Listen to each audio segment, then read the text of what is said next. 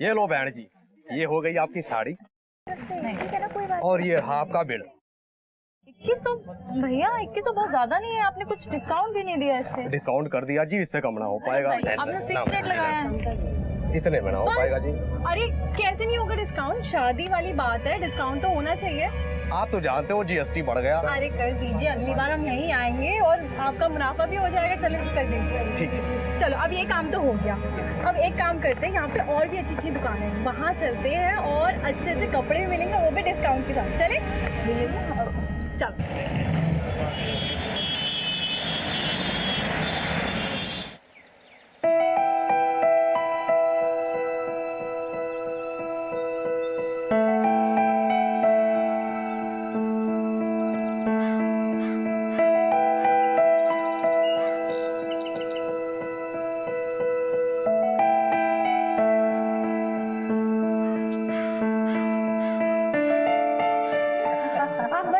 रिश्ता करा दिया, अब बाकी की बातें आप लोग कर लो। लो जी चाह लो।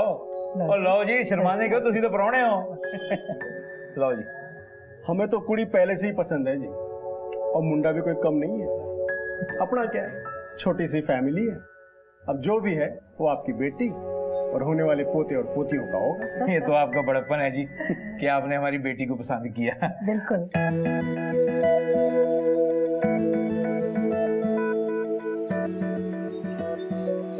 कह रहा था जी, आपके चेहरे पे जो जुल्फें आती है ना, उससे आप और भी सोने लगते हैं। आप तो शर्मा गए। सिर्फ हुसैनी, तुझे भी शर्म आनी चाहिए काके। यार वीरे, गलत टाइम ही एंट्री मारते हो आप। अरे यार, वहाँ नीचे तुम्हारी शादी की तारीख को लेके माथापाची हो रही है, तुम लोग किसी और ही दुनिया में हो। तो क्या करें, और डॉली बुआ के साथ जाके डेट शेट की बातें करें अब। और यार डेट छोड़, तू नीचे आके बस कंफर्मेशन दे दे। यार अब भी कंफर्मेशन देनी है। और कुछ बोलना रह गया? अच्छा ठीक है, चलो। पर अभी भी एक मसला बाकी है। उनकी हो गया यार। की हो गया? पीछे हो यार। मुझे एक बात बताओ, मैं तुम्हें किस नाम से बुलाऊं? परजाई, हरप्रीत या हरप्रीते? अब हरप्रीते में तो उसका कॉपीराइट जो हो गया है। ओले, ओ शर्मा गई। मेरी शादी होने वाली थी इससे, पर नहीं हुई। पर कोई नहीं, परजाई तो अपने घर आ रही है ना। यार तू ना अपना भाई है पक्के वाला। आओ यार, चलो चलिए।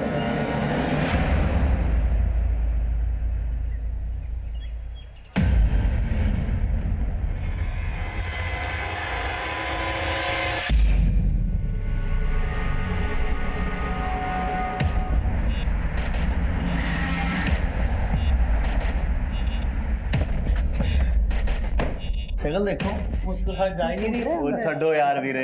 ओए पुत्र, मेरी एक गल ध्यान से सुन। तुझे जितना मुस्कुराना है मुस्कुरा, शादी के बाद मुस्कुराना भूल जाएगा मेरी तरह। पर मैं तो कह रही हूँ, एक बारी होर सोच लो। इसी लड़की के बाप ने इस रिश्ते को मना किया था साढ़े बलजीत के वास्ते। अरे पुरानी गल्ला छड़ दे कीर्ति, कुड़ी वे कितनी सोहनी है। हाँ, सरबजीत नू भी पसंद है। फिर अगर मैं ब्याह करा रही हूँ तो कुछ सोच समझ के करा रही होंगी ना। मेरे ते भरोसा नहीं है तुम लोग को। सही। ठीक है, जो तुम लोग की मर्जी करो, मेरी सुनता कौन है। करो जो मर्जी। ठीक है, तो अपनी मर्जी से लस्सी भिजवा दे और उसके साथ लड्डू भी, भाई मुंह मीठा कर ले।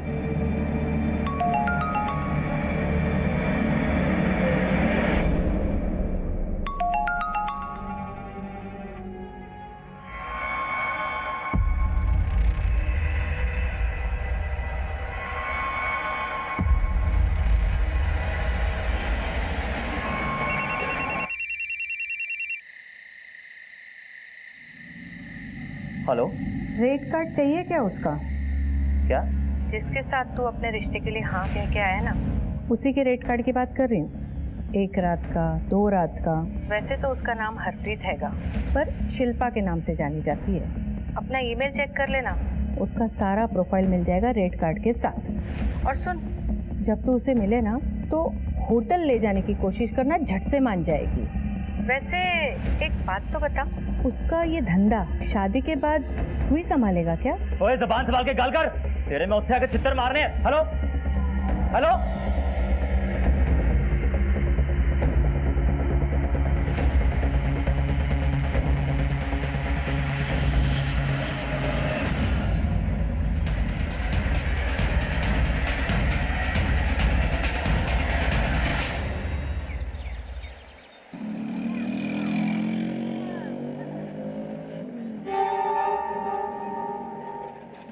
जी आपने गाड़ी क्यों रोक ली? आपसे ना एक बात पूछनी थी। जी क्या है जी, इधर ही मेरे दोस्त का होटल है, तो आप चलोगी? क्या है ना, इसी बहाने जान पहचान भी बढ़ा लेंगे। सर मैं नहीं आ रही किसी होटल। ओहो, वो मेरे दोस्त है, वो किसी को पता भी नहीं चलेगा, और जान पहचान भी बढ़ानी जरूरी है ना जी। ये शादी के पहले ना ये सब गलत है। ओफो, वो किसी को पता नहीं चलेगा, और एक बार में कोई फर्क भी नहीं पड़ना है। नहीं आप ऐसे करेंगे ना तो मैं घर चली जाऊंगी। और मैं क्या सोने हूँ, एक बार जाने में कोई फर्क नहीं पड़ना, चलो तो सही एक बार। मैं जा रही हूँ।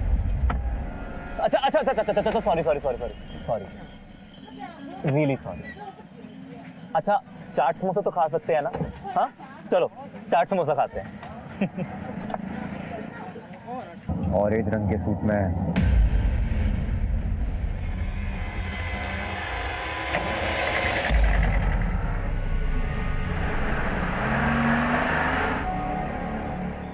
एक बात बोलूं जी? जी बोलो। कोई है जो तुम्हें फजूल में बदनाम करना चाहता है? क्या मतलब? मतलब कल रात ही ना किसी का फोन आया था। जिसके साथ तू अपने रिश्ते के लिए हाँ कह के आया ना, उसी के रेट कार्ड की बात कर रही हूँ। वैसे तो उसका नाम हरप्रीत हैगा, पर शिल्पा के नाम से जानी जाती है। और आपके बारे गंदी गंदी बातें बोल रहा था। कौन था वो? ओ जी, होगा कोई दिल जला।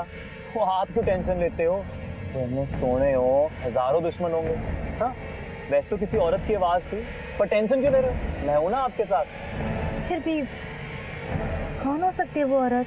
ओहो जी, वो इन्ना ना सोचो। सोचना ही है ना, हमारे बारे सोचो। ये सोचो कि हम हनीमून पे कहाँ जाएंगे। आप भी ना। फिलहाल मुझे घर जाना।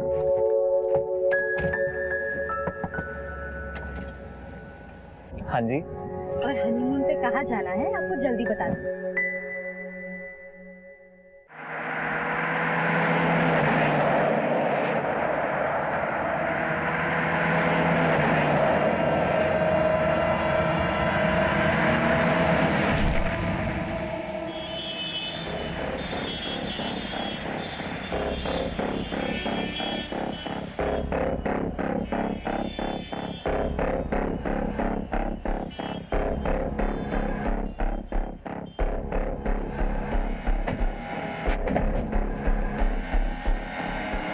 चले पीछे।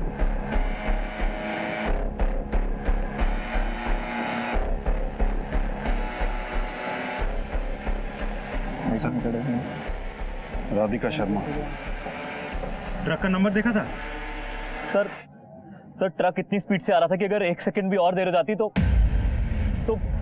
मेरी हरप्रीत उसके नीचे आ जाती।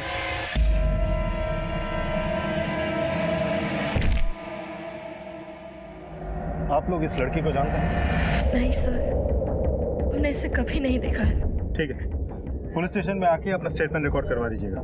सर हमारी कुछ ही दिनों में शादी है, प्लीज आप हमें इन सब चक्करों में ना डालें। तो देखिए, हमारा भी आपको डिस्टर्ब करने का कोई इरादा नहीं है, लेकिन आप भी बात को समझने की कोशिश कीजिए। किसी की जान गई है। एक बार पुलिस स्टेशन में आके अपनी स्टेटमेंट रिकॉर्ड करवा दीजिए। जब तक बहुत जरूरी नहीं होगा हम आपको नहीं बुलाएंगे। सिंह। Yes sir. बॉडी को पोस्टमार्टम के लिए भेजो और घर वालों को इन्फॉर्म करो।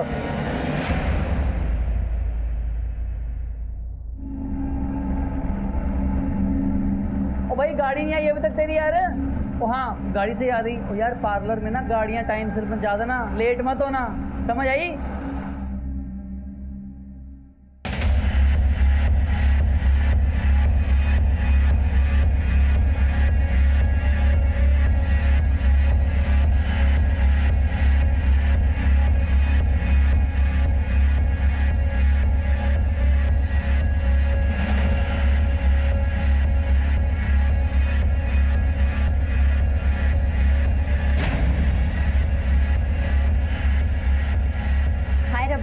देखो तो कितनी सोहनी लग रही है, किसी की नजर न लगे।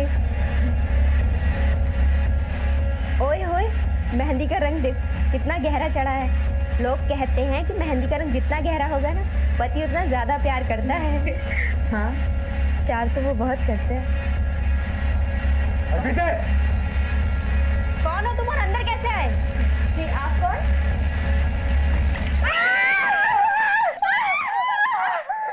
मैडम, आपका काम हो गया है, सारे पैसे।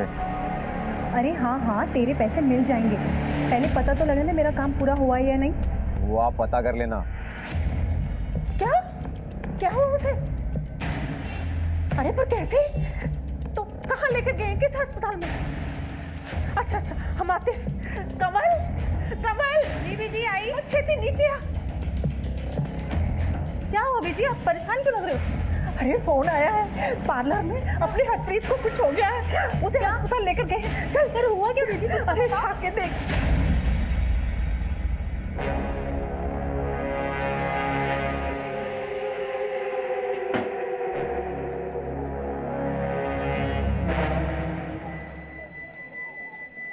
सर, फैमिली को केके हॉस्पिटल बुलवा लिया गया है।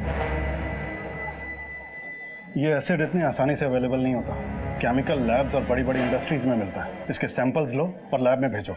सर, सर, जिस लड़की पे एसिड फेंका गया था उसकी हालत बहुत नाजुक है। ये वही लड़की है जो कुछ दिन पहले ट्रक एक्सीडेंट होते होते बची थी।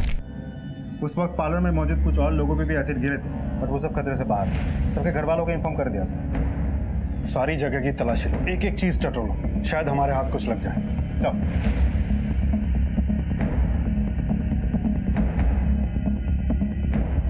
सर जी, मैं दुकान खोलने जा ही रहा था कि तभी मैंने अंदर से एक चीख सुनी।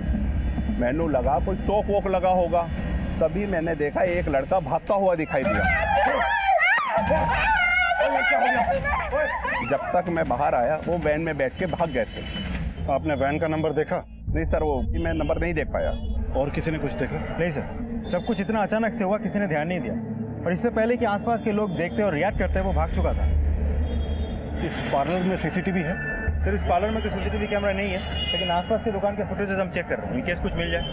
सर, अंदर ये लेटर मिला। जब हमारी शादी हो चुकी थी तो तू किसी और नाल शादी कैसे कर सकती है? जे तू मेरी नहीं हो सकती तो मैं तेनू किसी और की भी होने नहीं दूंगा। मैं तेनू मार के अपनी भी जान ले लूंगा। विशाल घर।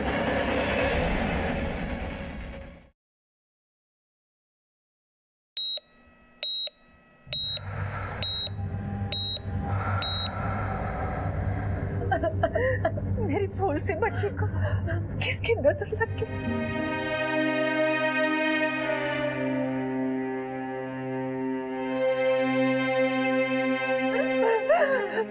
डॉक्टर साहब, डॉक्टर साहब, मेरी बच्ची को बचा लीजिए। उसे कितना दर्द हो रहा होगा।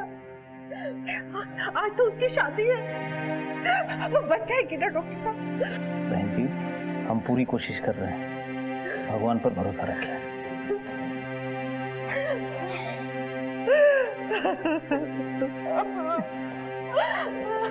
तेजिंदर जी, हम इस केस की छानबीन कर रहे हैं। आपको किसी पे शक या आपकी किसी से कोई दुश्मनी या हरप्रीत की?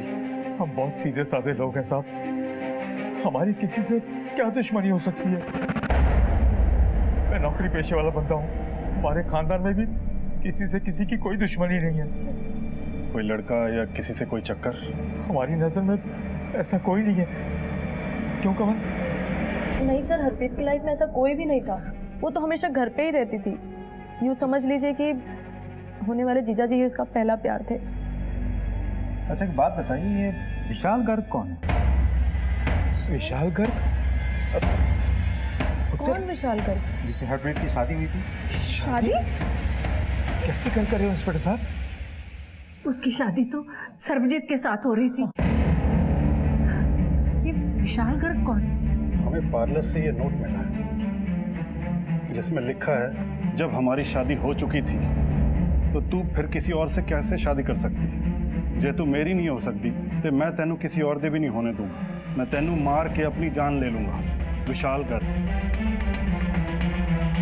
नहीं सर, हरप्रीत की लाइफ में ऐसा कोई भी नहीं था, और ये नाम ही हमने पहली बार सुना। उसकी तो शादी होने वाली थी सर्वजीत से। बहुत अच्छी फैमिली है, ब्याह का सारा खर्चा वही उठा रहे थे। डॉली बहन जी ने रिश्ता करवाया था। ये डॉली कौन है? हमारी बिरादरी की है, रिश्ते करवाती है। उसका पता मिलेगा? जी हाँ। आप ही ने हरप्रीत का रिश्ता तय कराया था ना? हरप्रीत ही क्यों जी सर? मैं तो बड़ी सारी कुड़ियों का रिश्ता कराया है। बल्कि तेजिंदर पाजी ने तो अपनी दोनों कुड़ियों की जिम्मेवारी मेरे ही सर पे सौंपी हुई थी। पर क्या बताऊं सर जी, उन्हां दी वड्डी कुड़ी जो भी उन्होंने वेखण आंदा सी, उन्हां दी छोटी कुड़ी नहीं पसंद कर लेंदा सी। क्यों? अब हरप्रीत है इतनी सोहनी, और कंवल, आपको पता है जी पिछली बार कंवल की जगह हरप्रीत को किसने पसंद किया था? किसने? जिसकी हरप्रीत से शादी होने वाली है, उसके बड़े भरा बलजीत ने। क्या मतलब? मतलब यही जी, कंवल का रिश्ता होने वाला था बलजीत से, लेकिन बलजीत ने हरप्रीत को देख लिया और बस उससे भी आके जिद करने लगा। ਤੁਹਾਨੂੰ किन्नी बार समझाया सी कि छोटी कुड़ी नू छुपा के रखो, पर नहीं, ले आए ना सामने। अब उन लोगों की समझ में तो वही आ गई ना। अब रसगुल्ला दिखा के करेला खाने को कहोगे तो कौन खाएगा? समझते तो हो नहीं तुम लोग मेरी बात। पर अब क्या करें? मेरी मानो तो हरप्रीत का ब्याह करा देते हैं उस घर में। घर भी बड़ा अच्छा है, और बड़ी कुड़ी का क्या है, उसके लिए तो मैं मुंडा ढूंढ ही लूंगी ना। नहीं बहन जी, नहीं, ये नहीं हो सकता। और बड़ी बहन के रहते छोटी का ब्याह कैसे कर सकते हैं? और लोग क्या कहेंगे? ऐसा किया तो कंवल के लिए रिश्ता ढूंढना मुश्किल हो जाएगा। अब सोचते रहो लोगों के बारे में, जो मर्जी करो।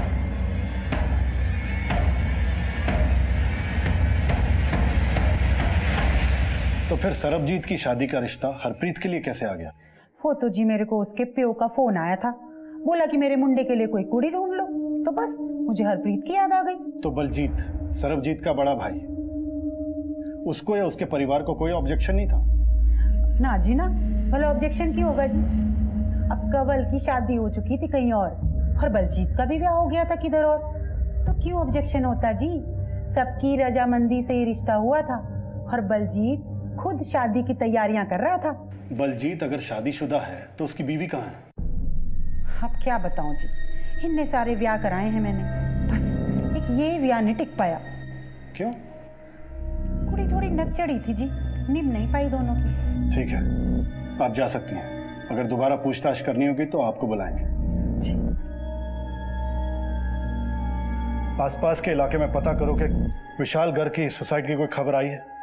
इनफैक्ट सारे सुसाइड डाटा इकट्ठे करो। नोट में लिखा है कि मैं अपनी जान दे दूंगा। अगर ये बात सच है तो कहीं तो मिसिंग पर्सन रिपोर्ट या सुसाइड की खबर आई होगी। सर अगर मान भी ले कि कोई दिलजला आशिक नहीं है या किसी के साथ इसकी कोई दुश्मनी भी नहीं है, सर ऐसा भी तो हो सकता है कि ये काम किसी नज़दीकी आदमी ने किया हो। I mean, ऐसा हो सकता है कि हरप्रीत की खुशी उसे देखी नहीं गई हो और उसने ये कांड कर दिया। ये भी हो सकता है कि हमें गुमराह करने के लिए लेटर पे फर्जी नाम डाला गया। आसपास के लोगों से फैमिली के बारे में पता है सब।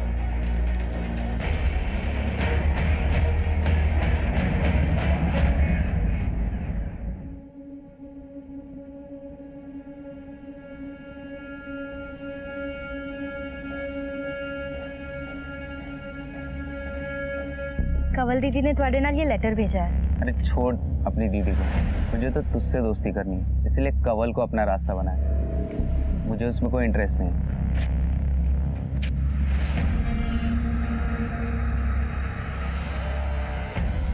दीदी सुनो, छोड़ मुझे। दीदी मेरी गल तो सुन लो। दीदी दीदी दीदी मैं ऐसा आपके साथ क्यों करूंगी? मैंने आपका लेटर उसे दिया था। आपका लेटर देने के बाद वो अनाप शनाप क्यों कर? तू कभी मेरे साथ अच्छा नहीं कर सकती। दीदी मुझे कोई बात नहीं करनी। हरप्रीत हरप्रीत हरप्रीत दीदी दीदी जल्दी आइए। हरप्रीत हरप्रीत जी बोले दीदी जल्दी आइए। हरप्रीत सत श्री अकाल पाजी। सत श्री अकाल जी। बलजीत की माताजी ने पैसे दिए। बाकी घर वाले कहाँ हैं? सरबजीत नहीं आया? जी वो बाहर गए हैं, आप रख लीजिए। यानी उनमें से कोई भी नहीं आया? किसी ने ये जानने की कोशिश नहीं की कि हरप्रीत जिंदा भी है या मर गई, या मरने वाली है? और ये क्या, पैसे भिजवा दे भीख में? ले जाओ, नहीं चाहिए उनकी भीख, दफा हो जाओ यहाँ से।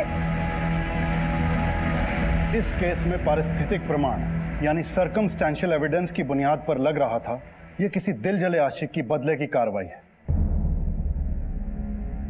लेकिन मेरी गट फीलिंग यह कह रही थी कुछ दिखा के कुछ छिपाने की कोशिश की गई। हमें गुमराह करने का प्रयास किया गया था, इसलिए हमने तफ्तीश के दायरे को कभी सीमित नहीं किया, कोई भी पॉसिबिलिटी रूल आउट नहीं की। फिलहाल हरप्रीत से बयान मिलने की कोई उम्मीद नहीं। ऐसे में इस केस को समझने के लिए आउट ऑफ द बॉक्स वाली सोच की जरूरत थी। हमने हाथ में आई हर लीड को फॉलो किया। हरप्रीत का किसी के साथ कोई चक्कर नहीं साहब। हरप्रीत तो एक सीधी सादी और शरीफ कुड़ी है। क्या बताए सब? हरप्रीत सुंदर है और कंवल सावली है। इसी बात को लेकर दोनों में अक्सर झगड़ा होता रहे। ओके। Hello doctor. यस। क्या रिपोर्ट है हरप्रीत की? 70% बर्न्स हैं। फिलहाल कुछ नहीं बोल सकते। आपका मतलब है हम उससे बात करना? नहीं, बात नहीं कर सकते। एसिड ने उसके वोकल कॉर्ड्स को डैमेज कर दिया है। अगर वो बच भी जाती है तो मुमकिन है कि वो बात नहीं कर पाएगी या सुन नहीं पाएगी। Oh God, it's worse than murder sir. Excuse me.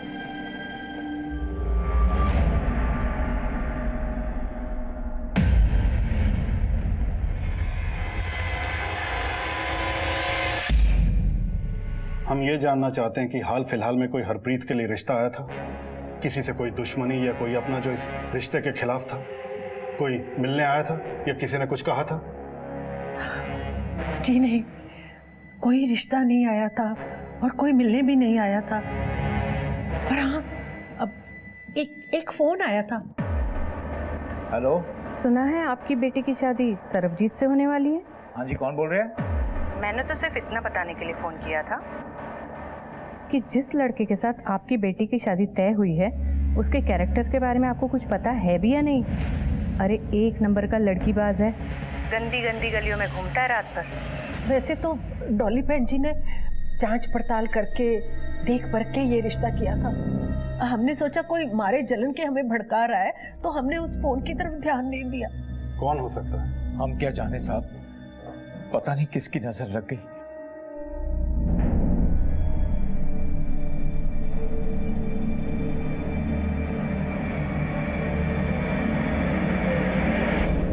Sir मुझे एक बात याद आई जो मैं बताना चाह रही हूँ आपको। क्या बात? सर जब हरप्रीत की शादी की शॉपिंग हो रही थी तो हम कमालपुरा मार्केट गए थे। इसमें अजीब बात क्या है? कोई भी किसी की मदद कर सकता है। सर बात सिर्फ मदद की नहीं थी, वो हमारे पहचान की नहीं थी और वो सब कुछ कुरेद कुरेद कर पूछ रही थी कि शादी कहाँ है, कौन सा कैटरिंग किया है और किस पार्लर में दुल्हन सजने वाली है, सब कुछ। किसी भी अनजान इंसान को अपनी पर्सनल इंफॉर्मेशन दे दी, पर वो थी कौन? नहीं पता सर, उसको कभी देखा नहीं और बाद में भी कभी मुलाकात नहीं हुई। उसका नंबर लिया था? नहीं सर। उसका चेहरा याद है? बहुत अच्छे से सर। कुलदीप सर, अपने स्केच आर्टिस्ट को बुलवाओ और उस औरत का स्केच बनवाओ और सभी पुलिस स्टेशन में सर्कुलेट करवाओ। सर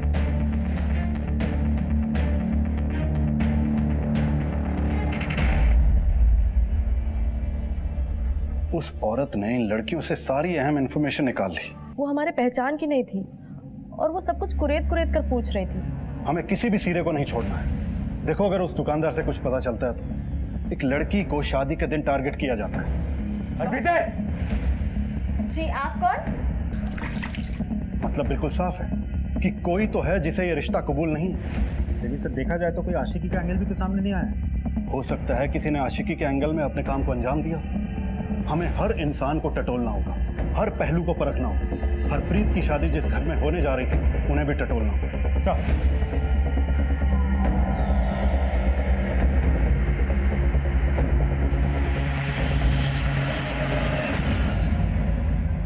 सिंह साहब है घर पे? हाँ जी सर है, आइए। लो, जिसका डर था वही हो गया। दरवाजे पे पुलिस आ गई। मैंने पहले ही कहा था कि ये परिवार मनहूस होगा। अरे हमारे तो भाग फूट गए, नसीब ही फूट गए। बस कर, अब बस कर। मुझे अपना काम करने दे। चल जा अंदर जा, हमें आपसे बात करनी। अरे बात क्या करनी है? ले चलो थाने, लगा दो हथकड़ी, चलो। बस बस बस, आइए साहब, आइए। आप हरप्रीत को कितना जानते हैं? सर शादी की सारी तैयारियां मैंने की थी तो अच्छे से जानता था, पर अब लगता है कि उसका वाकई किसी के साथ चक्कर था कोई।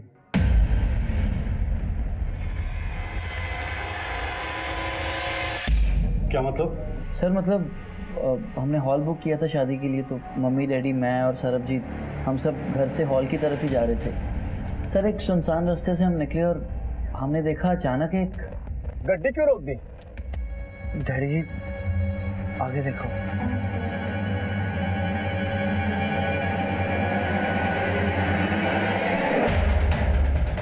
वो चल यार, जा यार गड्डी।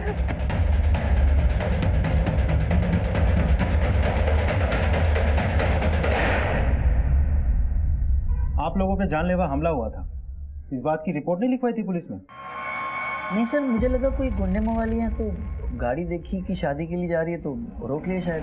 अब इतनी सी बात के लिए पुलिस में रिपोर्ट। वीरे, ये सब? ये कौन? सर ये मेरा छोटा भाई सरबजीत, इसी की शादी होने वाली थी। आप हरप्रीत को कितना जानते थे? जी मेरे होने वाली वाइफ थी।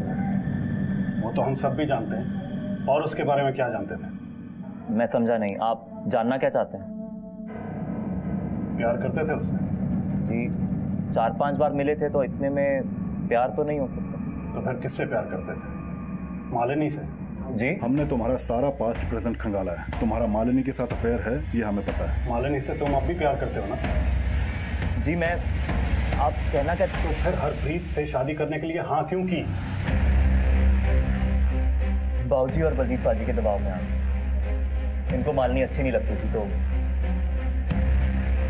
और मालिनी के बारे में तुम्हें क्या लगता है? जी वो अच्छी है, लेकिन उसके और आपके बीच में हरप्रीत थी ना, इसलिए उसने या तुमने हरप्रीत को मरवाने की कोशिश की और उस पर एसिड फेंकवा दिया। जी मैं भला ऐसा क्यों करूंगा, और मालिनी ऐसा कर ही नहीं सकती। बड़ा यकीन है उस पर? सर हमारा रिलेशन 2 साल से, मैं उसको अच्छे से जानता हूँ, और वो ऐसा नहीं कर सकती। और अब हमारे बीच में कुछ रहा ही नहीं, तो वो क्यों करेगी? आप खामखा गड़े मुर्दे उखाड़ रहे हैं सर साहब। प्यार किसी और से और शादी किसी और से। तुमने मालिनी को तो क्लीन चिट दे दी, अब देखना यह है कि उसकी तुम्हारे बारे में क्या राय है। उसका फोन नंबर? सर सरबजीत और मेरी फैमिली की हैसियत में बहुत फ़र्क है।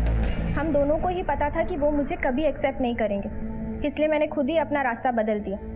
अब ना तो मुझे सरबजीत में इंटरेस्ट है, ना ही उससे कोई लेना देना है। ठीक है, लेकिन शहर छोड़ के मत जाना। अगर दोबारा पूछताछ के लिए बुलाएंगे तो आना होगा। Okay sir. जा सकते हैं। देखिए पानी सर से ऊपर चढ़ गया है, मुझे मेरे पैसे चाहिए। धमकी ना दे, समझा? अरे पैसे मिल जाएंगे, तू थोड़ा सब्र कर। लेकिन जल्दी।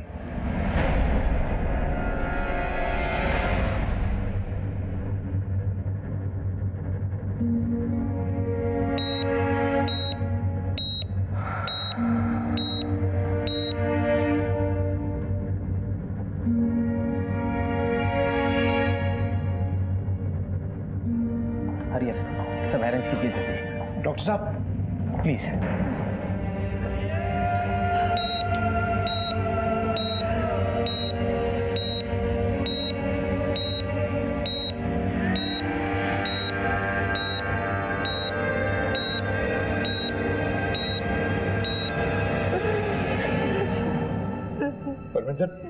बाबूजी हौसला रखूंगी।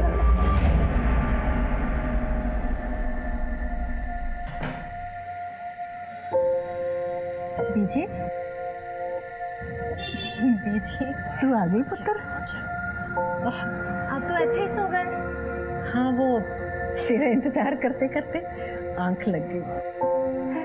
अब इकल्ले सोने की आदत डालो बीजी, जा रही है आपकी लाडली। ऐसे मत बोल, फिर मैं कैसे जीऊंगी तेरे बिना?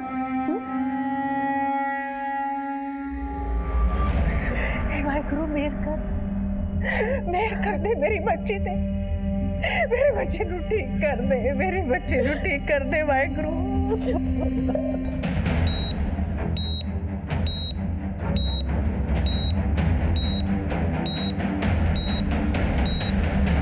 स्केच को मार्केट में दिखाया, स्केच को दिखा के कई दुकानदारों से पूछताछ की, लेकिन सबने मना कर दिया। सबका कहना है कि दिन भर में इतने ग्राहक आते हैं, चेहरा किसको याद रहे। वहाँ कोई सीसीटीवी फुटेज है? नहीं सर, कोई कैमरा नहीं, कोई फुटेज नहीं। ये केस बहुत उलझता जा रहा है कुलदीप, हमारे हाथ में अब तक एक भी सिरा नहीं लगा है। हरप्रीत के साथ होने वाला एक घिनौना वाकया उसके मायके से जुड़ा है या ससुराल से, कुछ समझ में नहीं आ रहा। सर ये तो दोनों घरों को जोड़ने वाली डॉली वो बता सकती है। बुलाओ उसे थाने। साहब जी तुसी मैनू बार-बार ਇੱਥੇ बुला लेंदे हो, मैं आज तक कोई भी रिश्ता गलत नहीं करवाया है। अब मैं तो पहले बलजीत और कंवल का ही रिश्ता करा रही थी, पर मैं की कर दी, वो हरप्रीत पीछे आ गई और सारा काम गड़बड़ हो गया। इसके बीच मेरी की गलती है जी?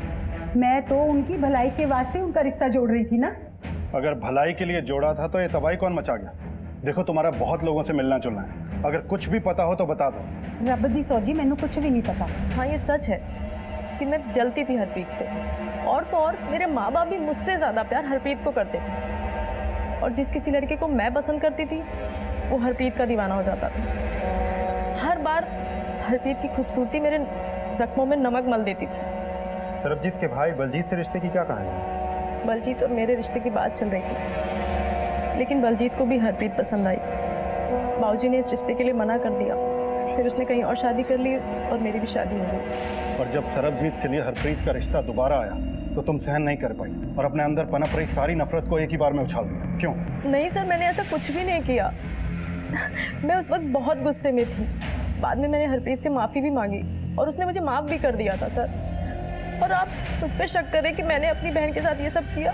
वैसे कुड़ी बुरी नहीं है जी, वो ठंडी कुड़ी है, पर क्या है ना कि उसकी शादी जरा गरीब घर में हुई थी, सुंदर भी नहीं थी देखने में, और हरप्रीत का ब्याह बड़े घर में होने वाला था। दिल ही दिल में कुड़ती थी अपनी बहन से। उसको लगता था कि उसकी सारी खुशियों के आड़े उसकी बहन आ रही है, लेकिन हो सकता है कि अब शायद मन बदल गया हो। हरप्रीत के साथ कितना बड़ा हादसा हुआ इसका अंदाजा है तुम्हें? जानती हो कितनी क्रिटिकल कंडीशन है उसकी। हम किसी भी कीमत पर उस वहशी को नहीं छोड़ेंगे जिसने एक हंसती खेलती जिंदगी को बर्बाद कर दिया। ठीक है, आप जा सकती हैं।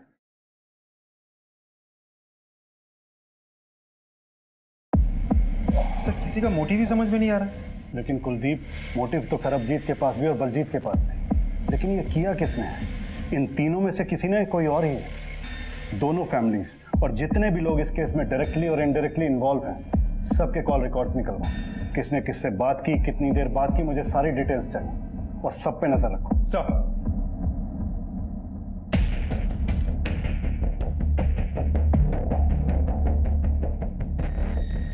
दोनों ही परिवारों की तकरीबन पूरी जानकारी हमें मिल चुकी थी, ऐसा हमारा मानना था। दोनों ही परिवारों के कुछ लोगों पे हमें शक था, लेकिन अभी तक हम उस पोजीशन पे नहीं पहुंचे थे कि किसी एक पे हमारा ध्यान केंद्रित हो। हमारी दूसरी टीम दिन रात एक करके उस वैन और संदिग्ध लोगों को ढूंढ रही थी। हमने आसपास के जिलों की पुलिस से भी मदद मांगी। तुम्हारे पैसे अब तुम्हें मिल चुके हैं ना, तो यहाँ से इतनी दूर चले जाओ कि तुम्हारी परछाई पुलिस को भी ना दिखाई दे। ठीक है सर। अभी अभी बरनाला से एक सिल्वर वैन चोरी होने की खबर आई है। बरनाला से? सर ठीक है, वहां की पुलिस से कोऑर्डिनेट करो और देखो क्या इन्फॉर्मेशन मिलती है, और उन हिस्ट्री शीटर्स के बारे में भी पता करो। जी सर। सर, बलजीत और कंवल की कॉल रिकॉर्ड्स। अच्छा, तो आग पूरी तरह से बुझी नहीं। मतलब ये कुलदीप, ये बलजीत और कंवल अभी भी आपस में बात करते हैं। शादी वाले दिन 4 बार बात हुई है इनकी आपस में। ठीक हो जाएगा। कहते हैं कि मंदिर, मस्जिद, गिरजाघर, गुरुद्वारों में इतनी तड़प कर दुआएं नहीं मांगी जाती जितने अस्पतालों में मांगी जाती है। फिर हमारी दुआएं रब क्यों नहीं सुन रहा? शांत हो जाओ बेटी, वाहेगुरु हमारी जरूर सुनेंगे। हरप्रीत एकदम ठीक हो जाएगी। पीछे डॉक्टर साहब, डॉक्टर साहब, हरप्रीत कैसी है? I am extremely sorry.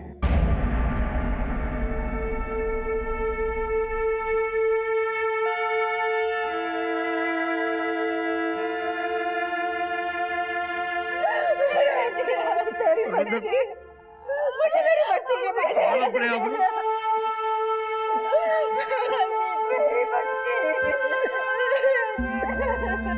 अब कौन तुझे बनाएगा? किसके साथ रूठेगी?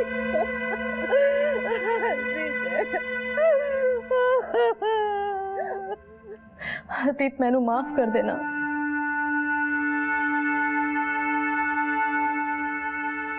हरप्रीत की डेथ से हमारी इन्वेस्टिगेशन को बहुत बड़ा झटका लगा। हमें उम्मीद थी कि उसे होश आ जाएगा और वो हमें बता पाएगी कि उस पर अटैक किसने करवाया और क्यों। लेकिन अब हमने ठान ली थी, हम किसी भी कीमत पर मुजरिम को ढूंढ निकालेंगे। हम और हमारी टीम दिन रात इन्वेस्टिगेशन में जुट गए। सर, मैं मानता हूँ कि मैंने कंवल को काफ़ी सारे फ़ोन किए, क्योंकि शादी की सारी तैयारियाँ, सारे अरेंजमेंट्स मैं ही कर रहा था। और हरप्रीत कितने बजे पार्लर जाएगी, कैसे जाएगी, उसे कौन सी गाड़ी लेने आएगी, ये सब मैं ही डिसाइड कर रहा था। मगर 4 कॉल्स करने की क्या ज़रूरत आन पड़ी थी?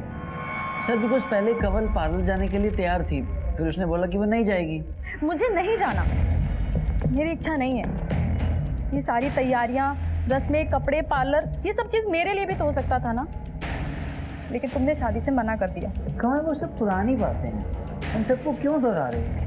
अभी मेरे भाई और तुम्हारी बहन की शादी हो रही है और वो हमेशा खुशी खुशी ज़िंदगी गुजारेंगे और मैं लोअर मिडिल क्लास। मैंने कह दिया मुझे नहीं जाना है। सर मैंने उसको समझाने की बहुत कोशिश की पर वो मानी ही नहीं। आप ही ने हरप्रीत के लिए गाड़ी भेजी थी ना? जी सर। कौन सी गाड़ी? Silver van? जी नहीं, वो सर आप मुझसे क्रिमिनल्स की तरह क्यों पूछताछ कर रहे हैं? क्रिमिनल शब्द का इस्तेमाल ना करें, कहीं आपके लिए इस शब्द का इस्तेमाल हमें ना करना पड़ जाए। सर, जिन हिस्ट्री शीटर्स की हमें तलाश थी उनमें से एक सुरजीत है। सुरजीत ने बरनाला से गाड़ी चुराई थी और कल उसे के हॉस्पिटल के पास देखा गया था। Good job Pratap. कहाँ है वो अब? सर करतारपुर के कच्ची बस्ती में। कुलदीप, दोनों को उठाओ। सर।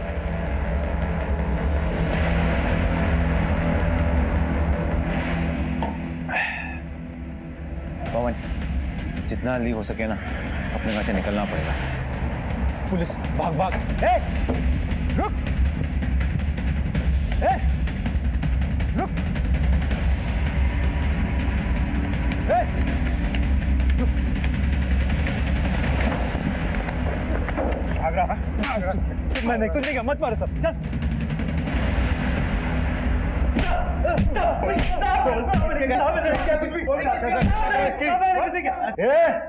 एक लड़की का कत्ल हुआ है, या तो सीधे सीधे बता दे, वरना इतना मारूंगा ना, ना तो ठीक से बैठ पाएगा और ना ठीक से खड़ा हो पाएगा, समझा? सब बताता हूँ। मुझे फोन आया था, एक औरत थी साहब, उसने बोला एसिड फेंकने के लिए उस लड़की पे। किस नंबर से फोन आया था? किस नंबर से फोन आया था?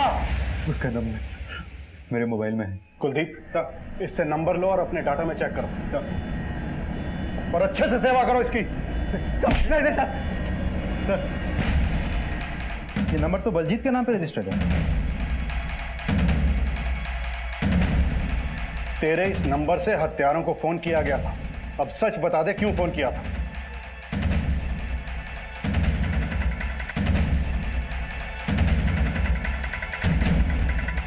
सर नंबर तो मेरे नाम पे रजिस्टर्ड है पर यूज किसी और ने किया। किसने?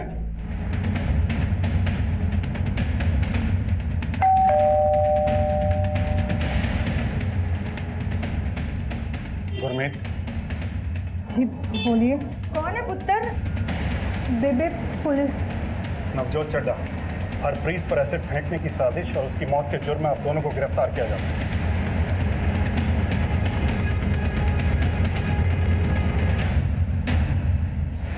आप लोग सब कुछ बताना चाहते हो या हमें सच उगलवाना होगा?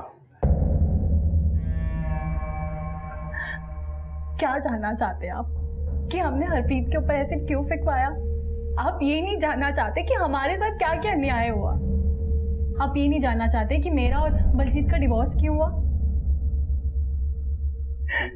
ये रोने धोने का नाटक छोड़ो और सब सच बताओ। बलजीत ने आपको सब कुछ सच बताया होगा ना, और सरबजीत ने भी आपको सब कुछ सच बताया होगा।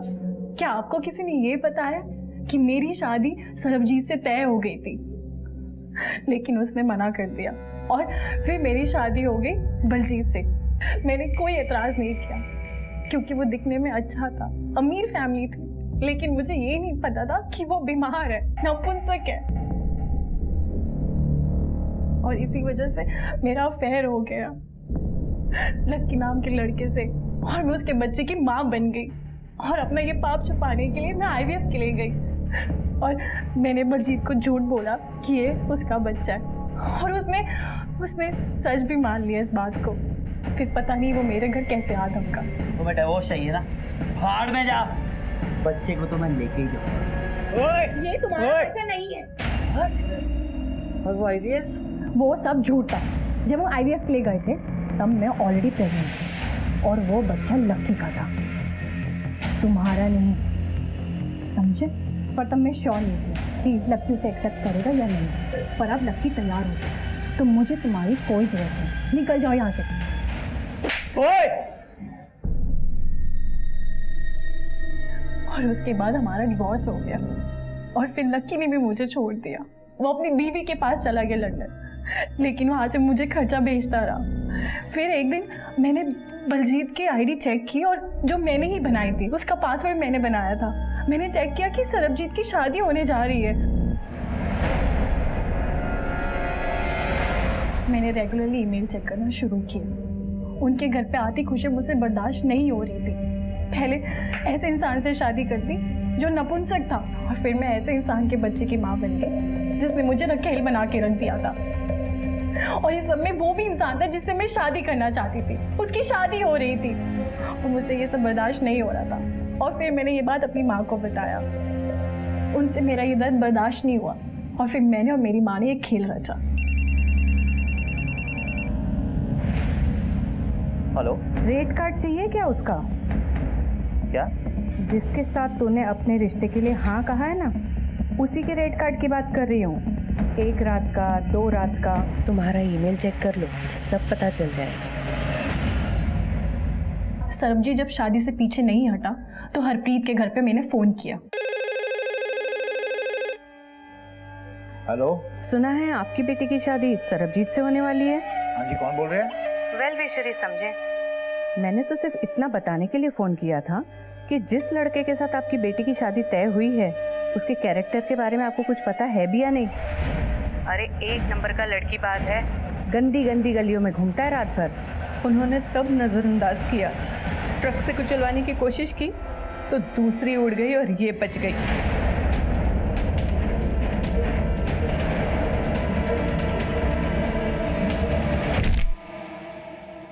फिर मैंने गुंडे भेजे ताकि मार मार के लड़के वालों की टांगे तोड़ दें और ये दिखाएंगे कि लड़की के किसी आशिक ने ये काम किया है। फिर भी वो बच निकली। अब इस सब के बाद मेरे पास कोई और रास्ता नहीं था। जो लड़की मेरी जगह ले रही थी, मुझे उसको इतना बदसूरत बनाना था कि लोग उस पर थूके। और फिर मैंने हरप्रीत से मुलाकात की और सब पता कर लिया और फिर हमारा काम हो गया।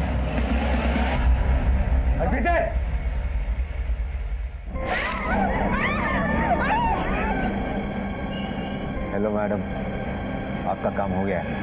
7.5 पैसे। अरे हाँ हाँ, तेरे पैसे मिल जाएंगे। पहले पता तो लगने दे मेरा काम पूरा हुआ या नहीं। मेरे साथ जो नाइंसाफी हुई थी, मुझे उसका बदला लेना था, सो मैंने ले लिया। एक घटिया सोच के चक्रव्यूह में तुम लोग इतने स्वार्थी हो गए थे कि एक निर्दोष लड़की की हत्या कर दी। तुम्हारे इस जुर्म के लिए तो फांसी की सजा भी छोटी है।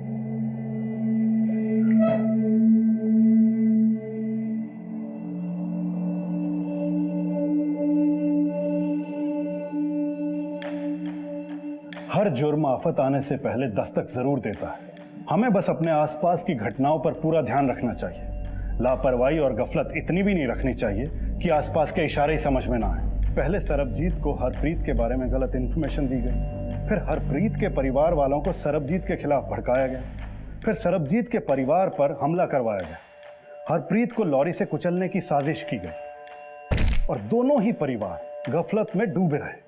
और अंजाम, एक निर्दोष लड़की ने सिसक सिसक के दम तोड़ दिया। अपने ईमेल अकाउंट के एक्सेस को सरबजीत और बलजीत ने इग्नोर ना किया होता, कमल और हरप्रीत ने अनजान गुरमीत को अपनी सारी इंफॉर्मेशन ना दी होती, रिश्ता तोड़वाने वाले फोन कॉल्स को इग्नोर ना किया होता, पुलिस की मदद ली होती, तो ये जुर्म टल सकता था। आप सबसे गुजारिश है कि अगर कोई भी अजीब बात हो तो उसे इग्नोर ना करें, उसकी तह तक पहुंचने की कोशिश करें ताकि आने वाली आफत से बच सकें या वक्त रहते संभल सकें, क्योंकि दस्तक पर संभल जाने से बड़ा नुकसान टल सकता है। देखते रहिए क्राइम पेट्रोल दस्तक। मकसद बताना नहीं, बचाना है। जय हिंद।